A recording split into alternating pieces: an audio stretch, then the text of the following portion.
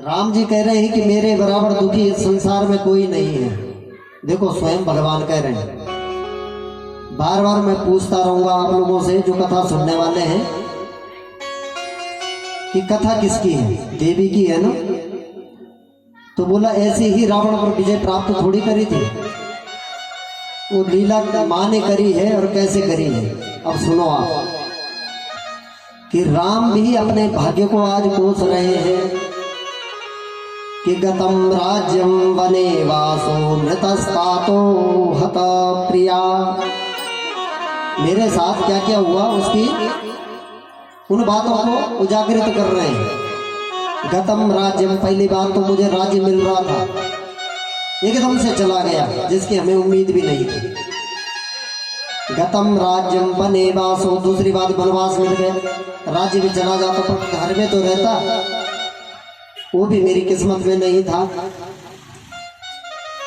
पिता मेरे वन में आते ही उन्होंने अपने प्राणों को त्याग दिया, तीसरी बात। और हत प्रिया, आज ये लक्ष्मण और राम की बातें चल रही आपस में। ये लक्ष्मण, आज मेरी जो अर्धांगिनी थी, जो प्राणों से प्यारी थी, ऐसी पत्नी भी मेरे साथ में नहीं है, उसका भी किसी ने हरता मने हरण कर लिया। न कोप्यस्मत् कुले जातो मत समो दुख भांग न रहा। हे लक्ष्मण, मुझे लगता है कि मेरे बराबर खराब किस्मत वाला बिना भाग्योदयी पुरुष यदि कोई है तो मैं हूं, और मेरे बराबर मेरे कुल में कोई नहीं हुआ। लक्ष्मण, हमें करना क्या चाहिए? लंका में रावण ले तो गया होगा, पता तो चल गया कि लंका में है, पर जाए कैसे? समुद्र है, लागना पड़ेगा। तो बोला लंका में रह तो रही होगी, लेकिन मैं उस सीता को जानता हूं लक्ष्मण, मेरे विरह में वो रह नहीं पाएगी। वो मुझसे बहुत प्रेम करती है,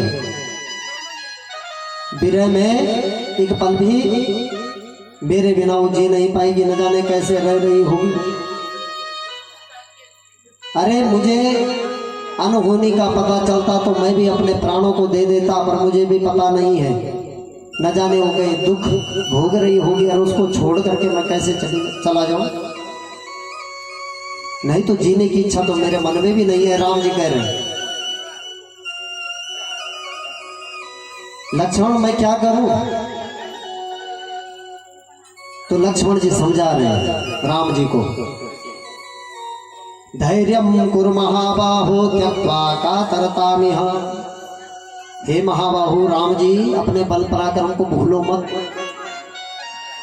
आप भले ही भूले बैठे हो, लेकिन मुझे सब पता है आपका कितना बल है, कितना पराक्रम है। अब जैसे हनुमान जी हैं, उनको भी बल का याद दिलाया, तभी वो समुद्र लांग करके गए। तो होता जीवन में ये भी है, हम लोग होते बहुत कुछ है, लेकिन दूसरों की सुन सुन करके हम बिल्कुल खत्म हो जाते हैं। अरे तेरे बस का तो कुछ नहीं है, तो कुछ नहीं कर सकता, ये सो बातें होती हैं, और हमारा मनोबल कम होता रहता है, गिरते रहते हैं। लेकिन कोई अच्छा मिल जाए समझाने वाला, हमारी शक्ति का हमें भान करा दे, याद दिला दे, तो बोला तब उस शक्ति का पता चलता है कि हाँ। तो लक्ष्मण जी भी राम जी को अपनी शक्ति का याद दिला रहे हैं, उस शक्ति के विषय में बता रहे हैं कि आप कम शक्तिशालियों में कम नहीं है, और एक दिन हमारा आएगा, सत्य पर सत्य जीतेगा और झूठ हारेगा। असत्य हमेशा हारता है। हे राम जी, अपने मन में इस बात को सोच लो। संयोगो विप्रयोगश्च दैवाधीना प्रजायते। ये भैया, आज वियोग हुआ है सीता जी से, ये मैं भी जानता हूं और आप भी जानते हैं, लेकिन बोला संयोग और वियोग ये दो पहलू हैं एक ही सिक्के के। कब कौन मिल जाए जीवन में और कौन बिछड़ जाए कुछ पता नहीं है, इसके विषय में कोई कुछ नहीं कह सकता। आज बिछड़ गए, अचानक बिछड़ गए, तुम्हें तब भी पता नहीं था, और गए तो जंगल में गुरु के यज्ञ की रक्षा के लिए थे, वहां पे अचानक मिल भी गए भाभी से, तो बोला तब भी तुम्हारे मन में ऐसा थोड़ी था कि मैं जंगल में वन में विवाह करने जा रहा हूं। तो संयोग भी हुआ, अचानक हुआ, वियोग भी होगा तो अचानक ही है। ये सारी बातें लक्ष्मण जी राम जी को कह रहे हैं। और दूसरी बात यह है कि मन को निराश मत करो। हमारे साथ बहुत ज्यादा सेना है वानरों की। वानरा संति भूयांसो गमिष्यति चतुर्दिशम, चारों दिशाओं में जाएंगे और इस काम को करेंगे। आप निराश न हो।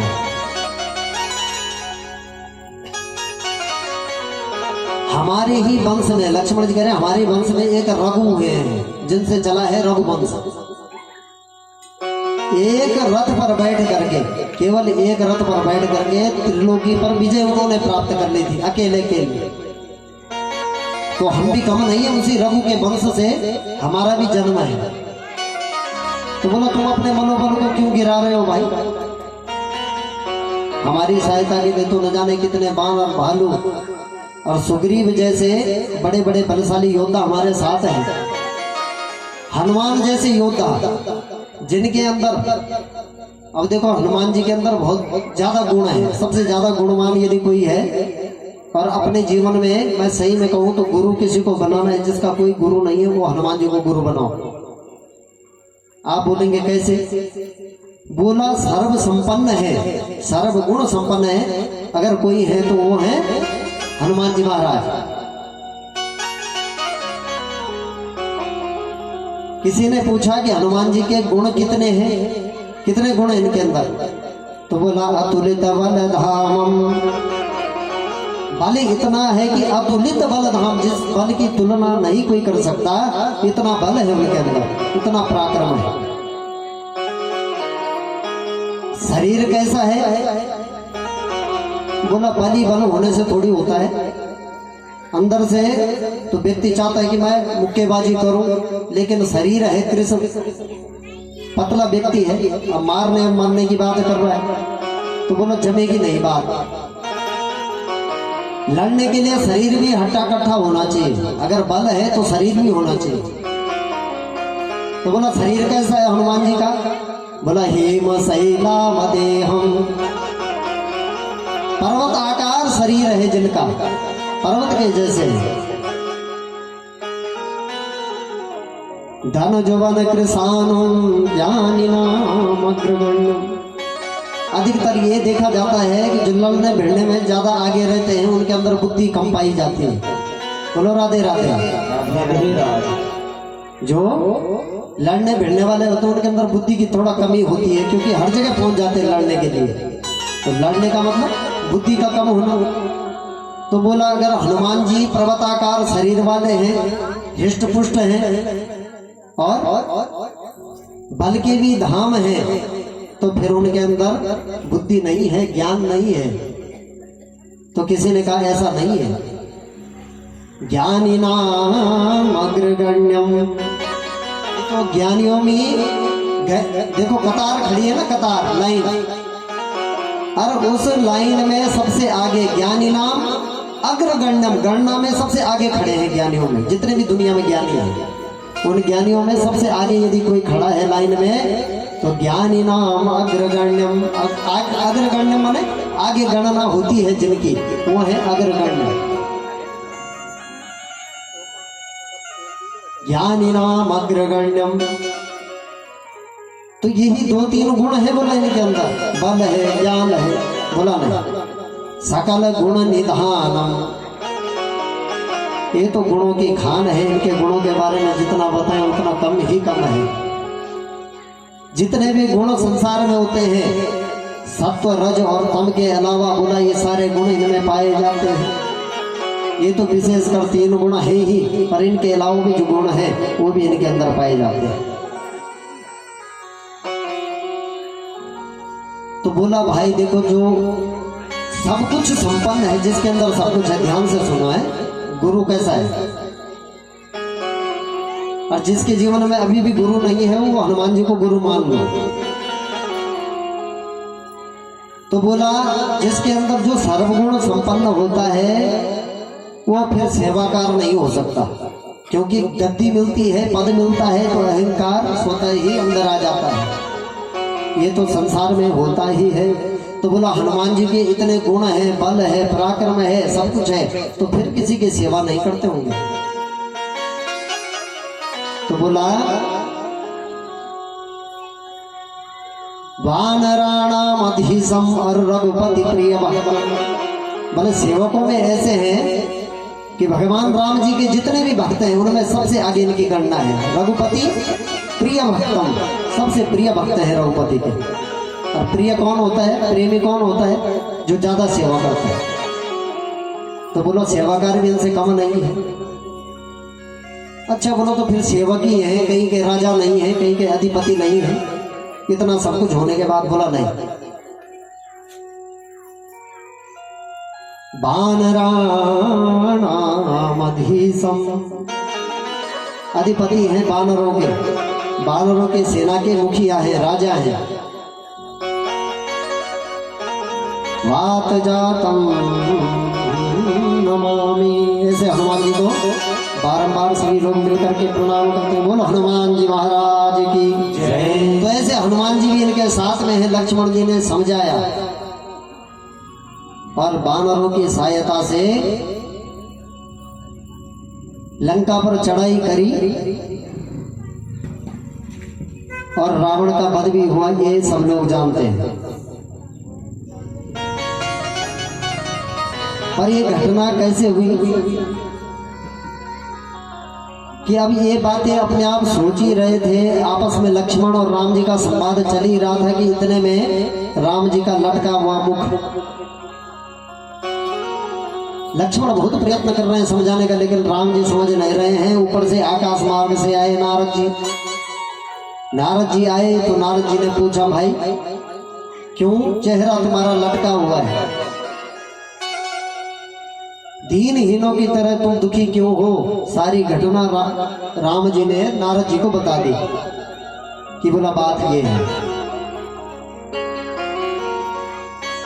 और नारद जी से कहने लगी कि मैं किस देवता का आराधन करूं, किसको पूजूं।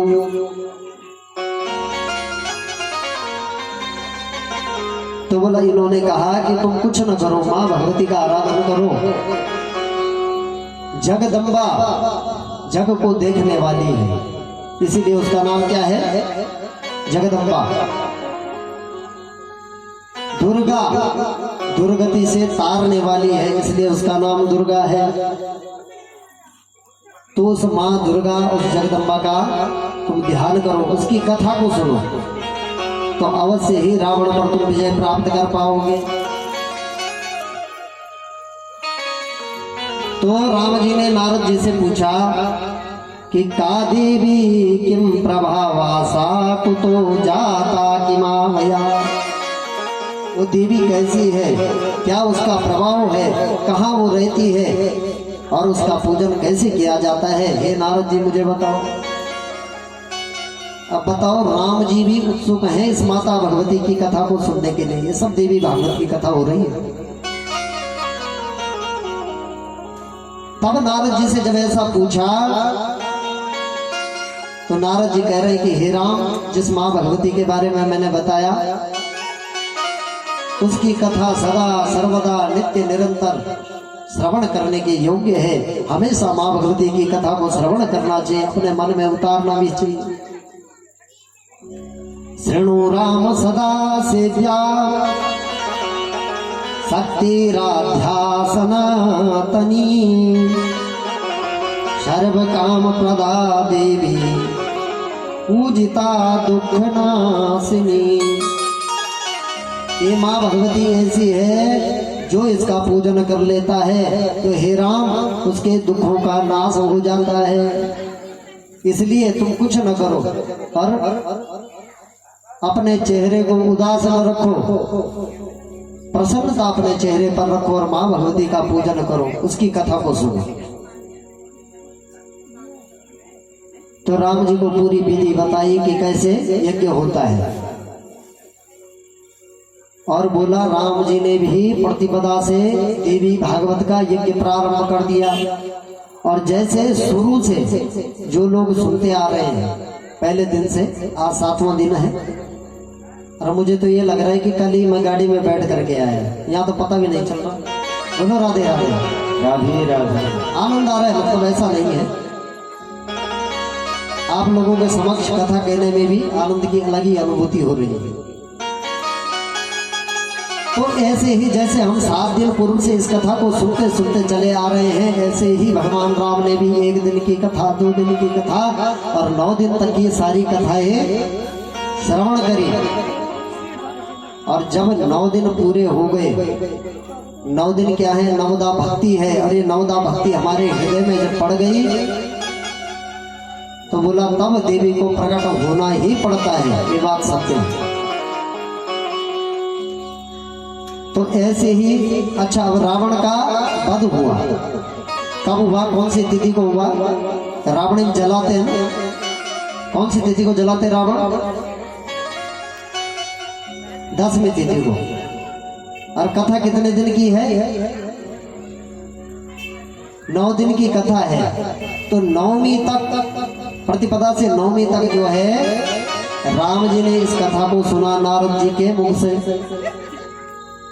और देवी की कृपा तो ऐसी देखो, नारद जी को भी साफ है, नारद जी को साफ है कि 2.5 घड़ी से ज्यादा वो कहीं टिकेंगे नहीं।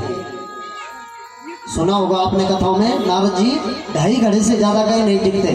पर माँ की कृपा तो देखो कि 9 दिन तक एक ही जगह पर टिके रहे कथा सुनाने के लिए।